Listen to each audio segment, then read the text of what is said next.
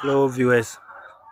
So sometimes somebody would ask, why do you debake your birds? So you see, if you do not do debaking and they start laying, some of them will be eating the eggs. You see what this one was trying to do. Although I have debaked them, but some of them, their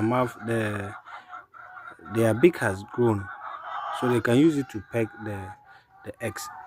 So if you have birds that you do not debake, you should be aware that when they start laying, they will finish eating your eggs. When they lay, they'll eat them. They'll eat the eggs. See what they are doing, you see. So when they hit the egg breaks, and that's loss, because these two eggs are broken eggs like that. You see, and that's a loss. So it's good to debake your birds, and these are some of the reasons.